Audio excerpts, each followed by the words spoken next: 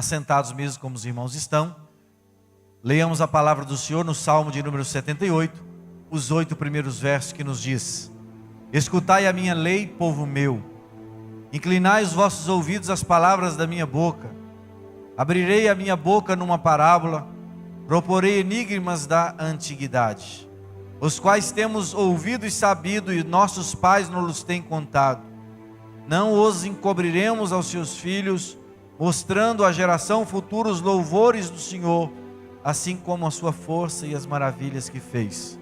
Porque ele estabeleceu um testemunho em Jacó, e pôs uma lei em Israel, e ordenou aos nossos pais que a fizessem conhecer a seus filhos, para que a geração vindoura soubesse, os filhos que nascessem, e se levantassem e a contassem a seus filhos, para que pusessem em Deus a sua esperança, e se não esquecesse das obras de Deus, mas guardasse os seus mandamentos, e não fosse como seus pais, geração contumaz e rebelde, geração que não regeu o seu coração, e cujo espírito não foi fiel para com Deus.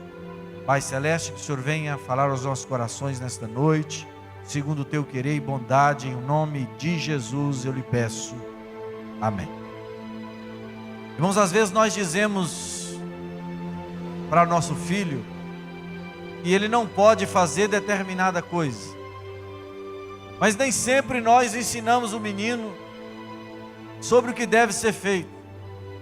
Nem sempre paramos para gastar ali alguns minutos para instruir a criança, para fazer com que aquela criança construa valores, para que ela possa aprender, para que ela possa crescer. Em ensinamentos práticos, em orientações diversas, para que nós possamos colher frutos, por exemplo, de uma geração de pessoas que são instruídas, que são disciplinadas por seus pais. Irmãos, a maneira de ensinar aqui do nosso mundo ocidental é a chamada maneira grega, que funciona de mente para mente. Então nós falamos e as pessoas compreendem, e compreendem com o seu homem racional. No Oriente é diferente. No Oriente a comunicação é feita via coração. As pessoas têm contato, as pessoas produzem um certo relacionamento para que haja de fato uma aproximação e uma relação, para que haja de fato ensinamento. É vida de fato, vida na vida. Quando na palavra de Deus nós conhecemos o verbo, ouvemos o verbo conhecer, diz respeito a conhecer intimamente, como o marido conhece a esposa. Então, quando nós conhecemos Deus, quando diz isso lá no Antigo Testamento, está dizendo que nós conhecemos a Deus como o marido, por exemplo, conhece a sua esposa. E nós precisamos conhecer a Deus, conhecer os nossos filhos, conhecer aqueles com quem nós relacionamos, para que possamos ter, irmãos, uma vida relacional abençoada.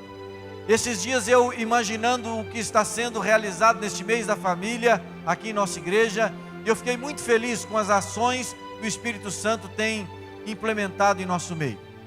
E uma delas é que eu pensei em muitos detalhes a respeito deste mês, mas algumas coisas o Espírito Santo me surpreendeu. E uma delas foi sobre este sermão dessa noite, ligado muito ao filme, por exemplo, Corajosos.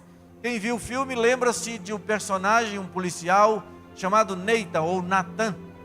Ele teve uma família complicada, não conheceu seu pai, um sujeito que poderia ter sido transviado pela sociedade, pelo mundo do crime, mas não, ele era um policial, um bom pai, um bom esposo, um servo de Deus abençoado, o típico homem exemplar apresentado na palavra de Deus. O que fez diferença na vida deste moço? Ele conta que ele teve um tutor, ele teve alguém que o tomou para ensiná-lo, ele teve alguém para ajudá-lo. Irmãos, voltando ao nosso Salmo de número 78, eu quero dizer para os irmãos que há muitos tipos de salmo. Há salmos na palavra de Deus, os chamados imprecatórios. São os salmos, irmãos, em que Israel está rogando a Deus que o livre dos seus inimigos. Há também os salmos de adoração, que dispensa comentário. E há ainda aqueles que são chamados salmos didáticos, salmos de ensino, e é o que nós estamos diante de nós tomando aqui o Salmo 78, que é um masquil de Asaf, que é um salmo de ensinamento, um salmo didático que nos serve para falar do tema em que quero propor aos irmãos nessa noite, passando às gerações ou às próximas gerações os bons valores. Em 3 aspectos eu quero discorrer com os irmãos sobre estes bons valores. O primeiro é que a história, ela deve ser contada. Aqui eu quero tomar, irmãos, não muito específico na palavra, ainda que isso seja, mas é tomar a história que deve ser contada de uma maneira mais ampla. Irmãos, como nós vamos conhecer a história de nossos pais? Como? Se eles não contarem para nós as suas histórias. Os pais precisam contar a história de suas vidas para os seus filhos. E não pode demorar muito para fazer isso, senão quando for adolescente não quer mais ouvir. Tem que começar cedo, tem que começar de criança. Irmãos, uma das coisas que nossos filhos mais gostam em nós são as nossas histórias. Eles gostam de contar para nós as suas histórias. E eles também gostam de ouvir as nossas histórias. Isso, irmãos, além de contribuir em N situações, em N aspectos, há também uma contribuição do diálogo, de a pessoa saber aprender a ouvir e aprender a falar. E é algo, irmãos, muito importante na vida de todo o ser humano. Irmãos, os filhos precisam saber da nossa história. E eu quero perguntar para você, pai, que aqui está. Você já contou para os seus filhos como você conheceu a sua mãe? Ou a mãe de seus filhos? Sua mãe não deu, né? A mãe de seus filhos? Como vocês começaram um relacionamento amoroso? Você, mãe, já contou para os seus meninos? Ou para o seu filho ou filha? Como você conheceu o seu marido? O que você aprecia nele ou nela? O que te levou a gostar, além de aspectos físicos? O que fez você gostar dessa pessoa? Que juntos vocês deram a luz a um bebê, a uma criança? Essa história precisa ser contada. Como você aceitou a Jesus? Como era a sua vida sem Jesus?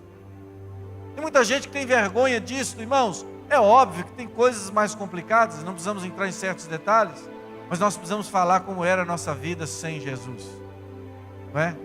Nós precisamos contar para os nossos filhos, porque principalmente os filhos de crente, eles têm a ideia de que o pasto lá fora é mais verde do que aqui. Então eles precisam compreender que não. Eles precisam entender que lá fora as provas são duras.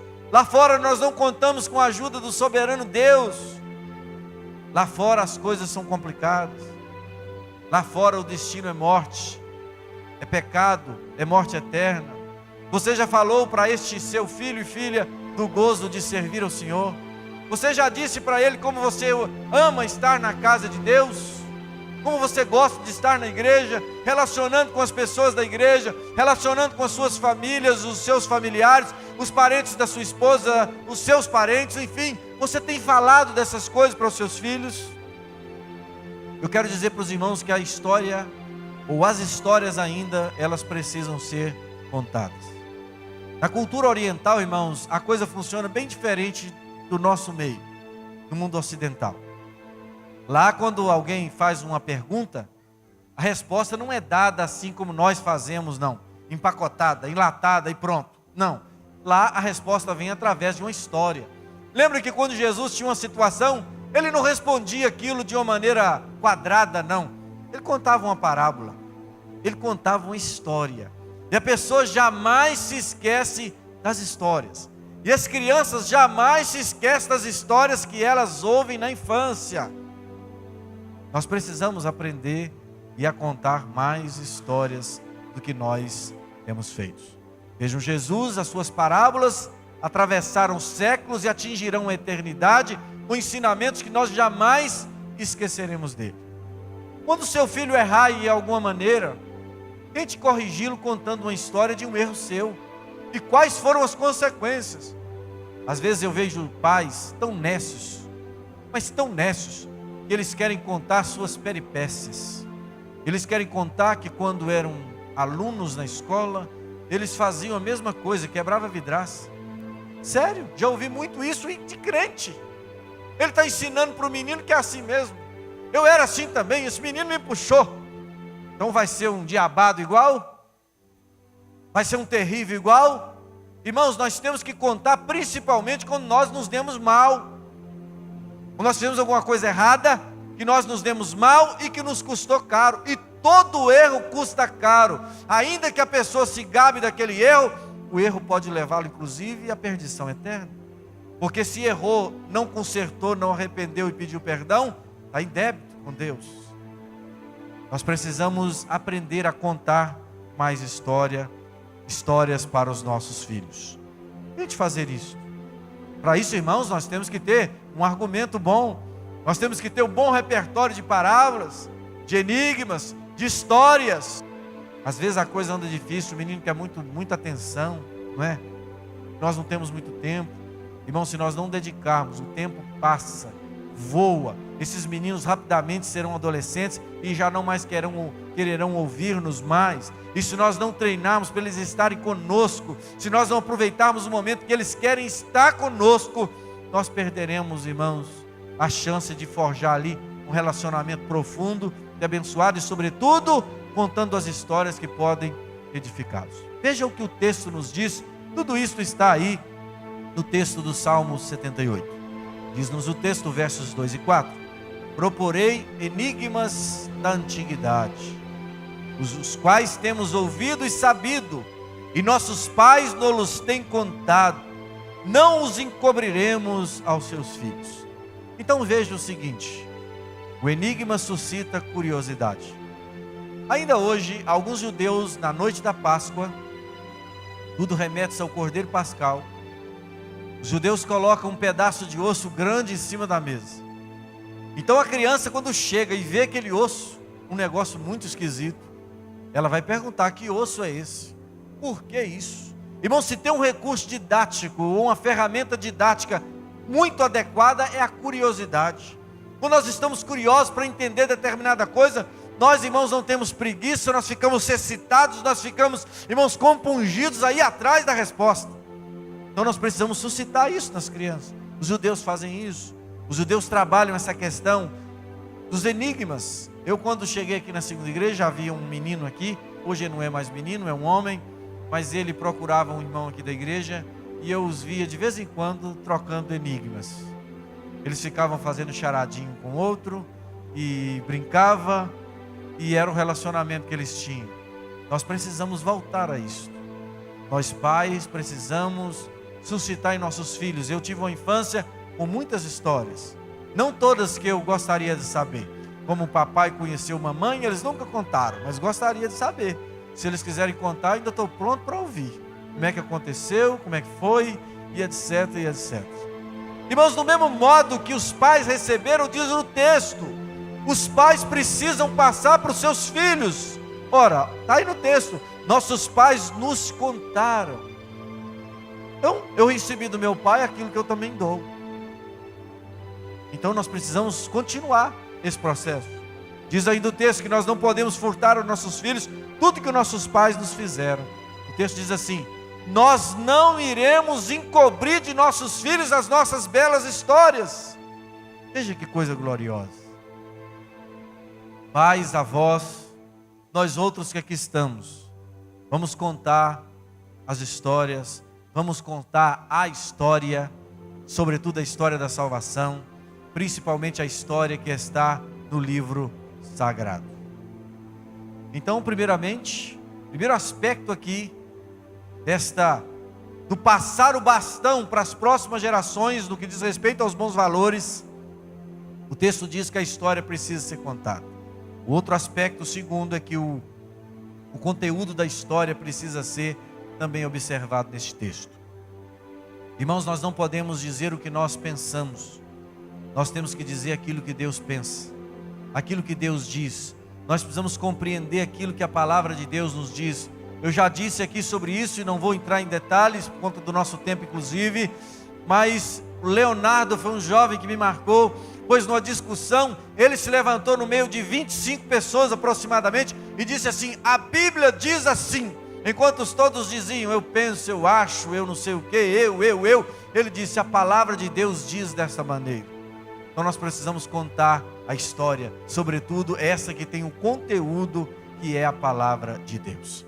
Diz-nos o texto, vejam, mostrando à geração futura os louvores do Senhor, assim como a sua força e as maravilhas que fez, porque ele estabeleceu um testemunho em Jacó, e pôs uma lei em Israel, e ordenou aos nossos pais que a fizessem conhecer aos seus filhos.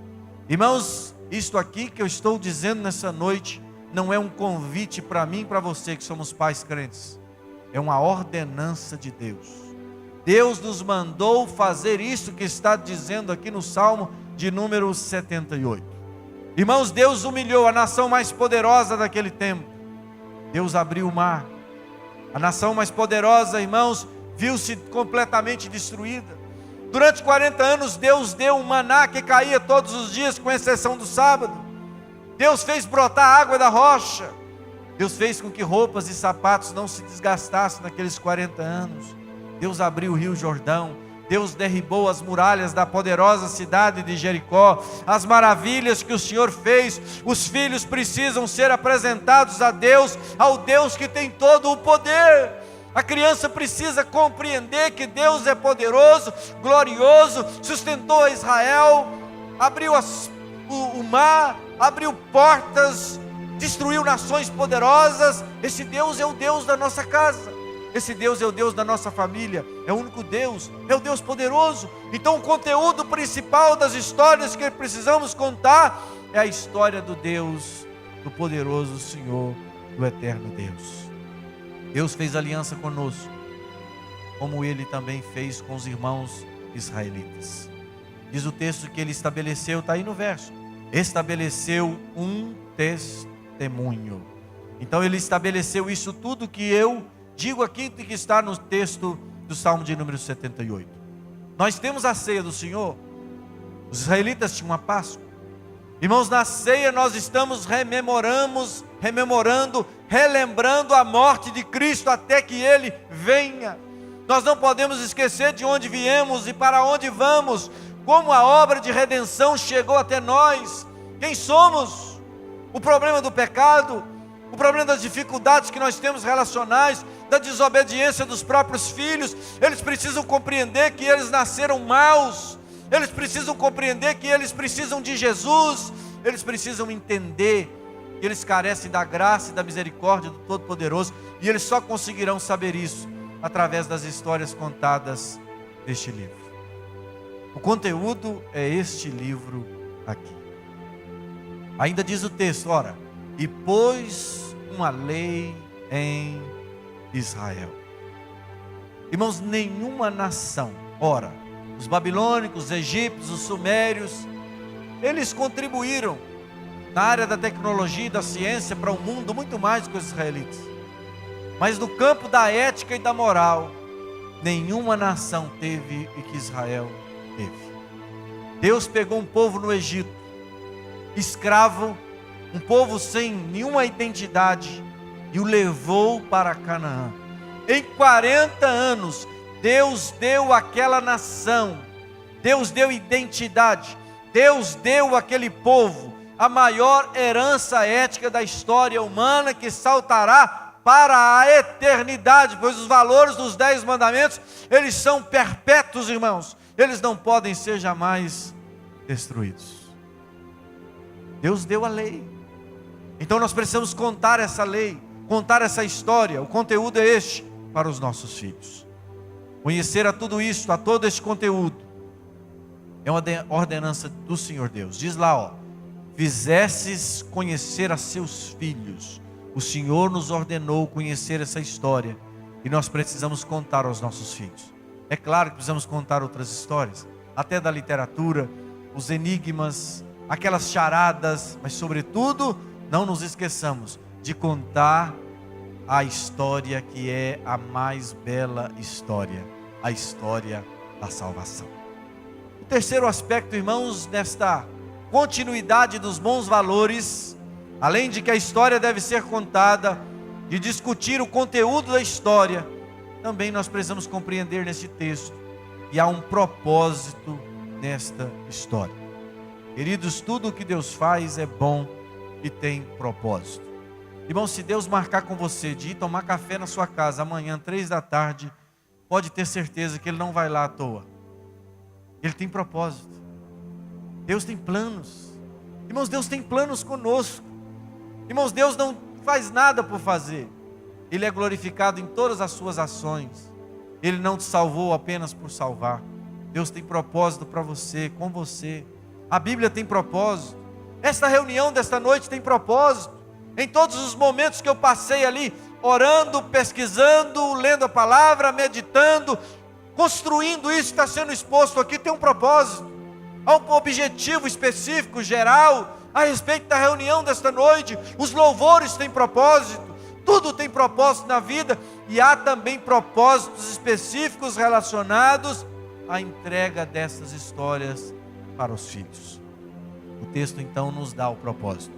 Ele diz assim: para que a geração vindoura a soubesse, e os filhos que nascessem se levantassem e a contassem aos seus filhos, para que pusessem em Deus a sua esperança, e se não esquecesse das obras de Deus, pelo contrário, mas guardassem os seus mandamentos, e mais, e não fosse como seus pais. Que jeito eram esses pais que não contaram essa história, que não ouviram essa história dos outros pais? Eles eram geração contumaz, rebelde, geração que não regeu o seu coração, cujo espírito não foi fiel para com Deus. Irmãos, as futuras gerações precisam de saber, não é? Os filhos que nascem precisam ouvir. Isso é o aspecto geracional. Este é o propósito, que os filhos se levantassem e contassem a quem? Aos seus filhos. Irmãos, como nós vamos passar para os nossos filhos se nós não recebemos? E nós somos uma geração pobre, irmãos, uma geração sem história, sem muita identidade. Nós hoje vivemos num momento dificílimo da história humana, talvez singular nesse aspecto, pois os adolescentes hoje, eles estão num mundo que nada tem a ver com seus avós. O mundo deles é de amigos lá da Europa. O mundo é um mundo virtual, é um mundo de relacionamentos voláteis, não é assim? Os avós não usaram essas coisas, eles tinham poucos amigos. Os outros não, nós os adolescentes aí, nós os adolescentes muito, né? Os adolescentes de hoje, a juventude de hoje, eles têm milhares de amigos pelo Face, mas eles têm pouquíssimos amigos que eles podem tocar. Os nossos pais, avós seus, dos adolescentes, eles têm poucos amigos, mas eles conhecem os seus amigos, não é verdade? Mas nós não queremos saber, eles não querem saber das histórias desses avós. É preciso que vocês conheçam essas histórias. É preciso que nós demos continuidade, porque senão nós ficaremos como bastardos. Não teremos uma linha de geracional. Nós precisamos de pedigree. É por isso, irmãos, que as pessoas estão vivendo, irmãos, em momentos difíceis de angústias na alma, porque nós não temos apego, nós não temos uma linha, nós não temos uma continuidade. E o texto está dizendo que os filhos deveriam ensinar os pais aos seus filhos, para que os filhos ensinassem aos outros filhos. É esta a ordenança de Deus, cujo propósito está no texto de maneira muito clara. Por quê? Se assim ocorre, a esperança, para que a geração vindoura soubesse, e os filhos que nascessem se levantassem a contar a seus filhos, com outro propósito, para que pusessem em Deus a sua esperança. Irmãos, uma das coisas mais difíceis que nós podemos enfrentar na nossa caminhada é uma vida sem esperança. A esperança de construir família, esperança de um futuro melhor, esperança de viver num país melhor, esperança da glória eterna. Se o homem perder essas coisas, ele perde a graça da vida. Pois o que faz nos mover, irmãos, céus e terra, é o que vem depois. E tudo que vem depois nós queremos que seja melhor do que o agora.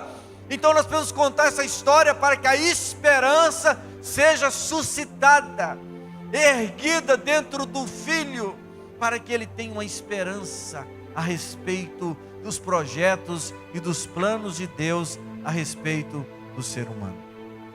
Os filhos também continua dizendo o texto, que eles, ouvindo essas histórias, eles não iriam se esquecer das obras de Deus. Irmãos, quando meu pai veio pastorear essa igreja em dezembro de 84, começando dia 1º de janeiro de 85 aqui, eu estava em São Paulo fazendo um curso no Senai, e ali passei, salvo engano, 7 para 8 meses. E depois que eu vim para cá, para Valadares, na verdade eu vim em setembro para morar aqui em Valadares. E me lembro das muitas profecias que Deus deu a esta igreja. E confesso que à época eu pensava aquilo fosse muito. Deus hoje tem feito promessas para nós, e nós podemos pensar que é muito para nós, mas Deus cumpre as promessas. Então nós não podemos esquecer das promessas de Deus. Irmãos, quando nós chegamos aqui, essa igreja era uma igreja pequena, com muitas dificuldades, pastor João e irmã Teresa, as visitações, não só eles, mas outros irmãos também contribuíam. A igreja não era só uma igreja pequena, era uma igreja pequena, mas muito trabalho, muitas dificuldades, mas muitas dificuldades em todos os aspectos, os irmãos possam imaginar. E a obra foi iniciada, ou continuada, porque já havia 11 anos que esse trabalho funcionava aqui, como igreja. Mas era uma igreja pequena, havia um espaço aqui que às vezes nós brincávamos de futebol, nesse cantinho, principalmente quando chovia, e a mãe não estava em casa, porque ela não deixava a gente brincar de bola, inclusive no quintal da igreja. Nessa época ela já estava mais light, nesse aspecto. A igreja era só um pedaço pequeno aqui, banquinhos muito ruins. É claro que nós estamos no lugar mais espaçoso do mundo, mais chique do mundo, não, mas comparado ao que era, Deus fez um milagre grande. Famílias aqui, que à época eram adolescentes, crianças, com 13 anos, 14, hoje são pais de família, vivendo em outros estados, Estados Unidos, pessoas que se tornaram importantes, pastores. Veja essa grande obra, essa história não pode deixar de ser contada. Nós podemos contar essa história na nossa igreja, nós podemos contar as histórias da nossa família, da obra de Deus, das promessas de Deus. Lembro eu, mês da família, era o ano de 95, e eu estava num momento propício para um relacionamento, e aí eu me lembro que apareceu lá em casa, Jorge Rodrigues, e aí Deus usou o Jorge e disse assim: a sua escolhida eu ainda hei de preparar. Naquela época os meninos da igreja, Kevin tinha uns 2 anos, e eles ficavam: tio, nós vamos arrumar uma escolhida para você. E ficava arranjando as meninas para ver se namorava comigo, porque eu era difícil de namorar, né? Não sei porquê, mas aí Jorge disse: a sua escolhida ainda vou preparar. Naquela época a Alba devia ter o quê? Sei lá, 12 anos, por aí. As histórias da minha vida são as histórias que Deus fez na minha casa. Minhas filhas precisam saber disso. Seus filhos precisam saber da história, da sua história, do que Deus tem feito. E se Deus tem feito e você não tem enxergado, é porque você não tem tido discernimento espiritual. Que Ele faz na minha e faz na sua, porque Ele tem feito. Ele faz. As dificuldades, as provações, os problemas, as alegrias, os choros, as conquistas, as derrotas, as perdas, tudo isso faz parte da história, para que nossos filhos entendam que Deus está conosco. Deus está na nossa casa, Deus está no relacionamento dos seus pais. Há um guia, há um dirigente, há alguém que os pais podem dobrar o joelho, porque o filho, quando é pequeno, ele pensa assim: eu tenho papai. Mas quando ele começa a crescer, ele pensa o seguinte: papai tem quem? A quem nosso pai vai buscar socorro? Em quem? Na minha casa eu sempre soube que meus pais iriam dobrar os joelhos, iriam orar, e Deus iria responder.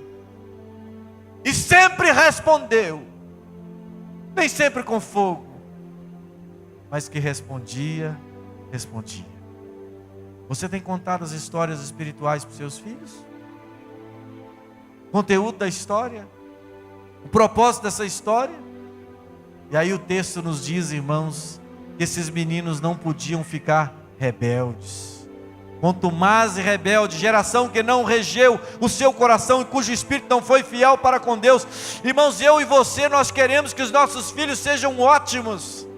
Nós queremos que nossos filhos sejam os mais educados, os mais inteligentes, os que falem melhor, os que respeitem os mais velhos, mas nós não estamos vivendo isso com eles. Eles não têm padrões, eles não têm exemplos para seguir. Nós precisamos, irmãos, tomar a dianteira da nossa vida, da nossa família. Eu digo isso principalmente para os homens. Irmãos, nós homens temos perdido a autoridade sacerdotal dentro do lar, e esta é a primeira coisa que o diabo faz na nossa casa, é acabar com o homem da casa.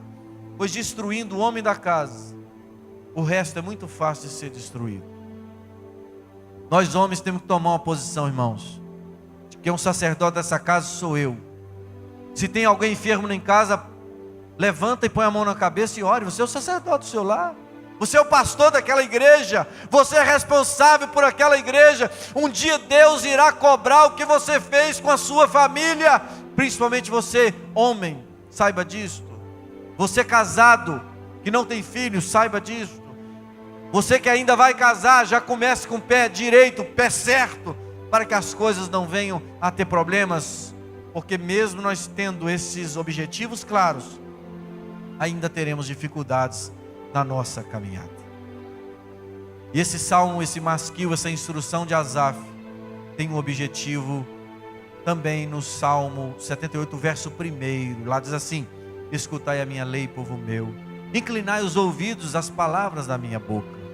Há uma maneira de isso ser feito, irmãos, e a maneira de os filhos conhecerem Deus, de escutar a lei, uma maneira de os filhos darem ouvido, inclinar os ouvidos à voz do Senhor, é os pais contando para eles a bela história. E mais, eu poderia continuar, mas eu vou parar por aqui. Irmãos, os pais devem continuar contar para os seus filhos que essa história não acabou. Não acabou, ainda tem mais. E a história de Abraão não acabou ainda.